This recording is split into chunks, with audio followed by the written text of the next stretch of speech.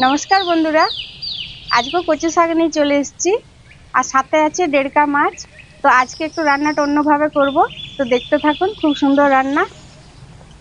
এই দেখুন কি কি নিয়েছি। একদম তাজা ডেড়কা মাছ, এই দেখুন। আর কচু শাক, কচু ডাঁটা, আর আমরা সাথে আছে কাঁচা লঙ্কা। তো কি কি দিয়ে রান্নাটা করছি আপনার পুরো ভিডিওটা দেখবেন, অবশ্যই ভালো লাগবে দেখতে, আর খেতেও খুব দুর্দান্ত। কিন্তু মাছগুলো কি দারুণ, এই দেখুন। তো একদম তাজা এগুলো মাছগুলো আমি বেছে নিচ্ছি।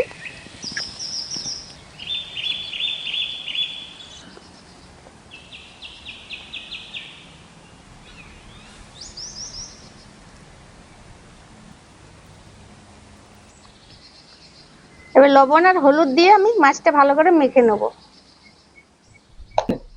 হলুদ খুব ভালো করে মেখে নেব। ভালো করে মেখে নিয়েছি, এবার ঢাকা দিয়ে আমি রেখে দেবো। এবার আমি কচু ডাঁটা, কচু শাক সব আমি কেটে নেব। কচু পাতা, এই যে কচু ডাঁটা, সব আমি কেটে নিচ্ছি।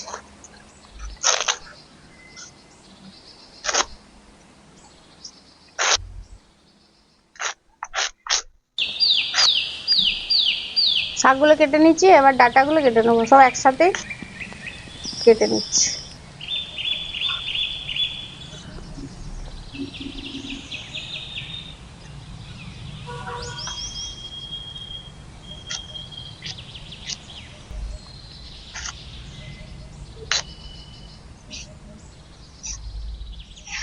আমড়াটাও কেটে নেবো বন্ধুরা।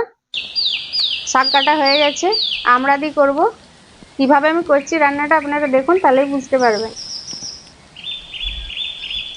কচি আমড়াগুলো,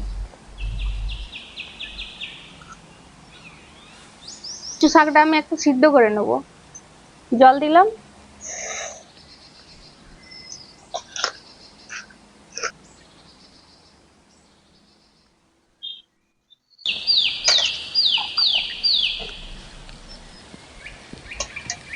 এবার আমি ঢেলে নেব।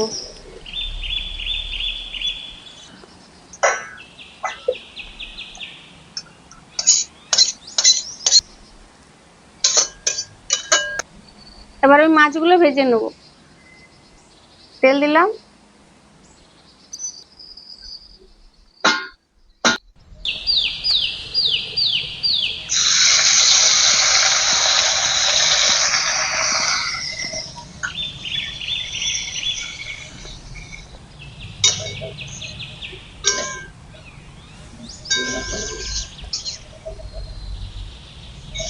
কড়াইয়ের মধ্যে আমি সরষের তেল দিয়ে এবার রান্নাটা আমি করে নিচ্ছি।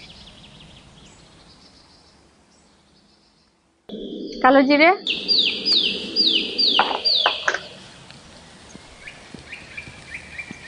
চেরা কাঁচা লঙ্কা, এবার দেবো রসুন,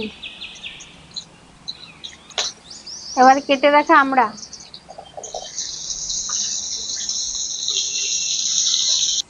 লবণ আর হলুদ আমি দিয়ে দেবো। আমড়া দিয়ে একবার কচু শাক খাবেন বন্ধুরা, দেখবেন দারুণ টেস্ট। লবণ, এবার কচু শাকগুলো আমি দিয়ে দেবো।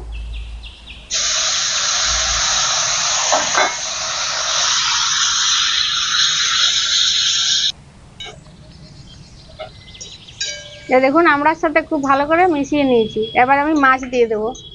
দেড়কা মাছ এর মধ্যে আমি দিয়ে দিলাম। টক ঝাল নুন, দারুণ লাগবে বন্ধুরা খেতে।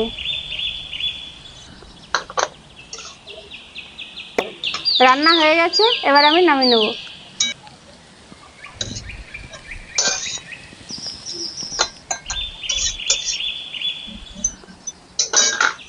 কেমন রান্নাটা হয়েছে বন্ধুরা, অবশ্যই কমেন্টে জানাবেন। আর এরকম ভাবে খাবেন বানিয়ে, টক ঝাল নুন আমড়া দিয়ে খাবেন বানিয়ে, দারুণ খেতে লাগে। দেখবেন একবার বানিয়ে। আজকের জন্য এই পর্যন্ত, পরের ভিডিওতে কোনো রান্না নিয়ে আসবো।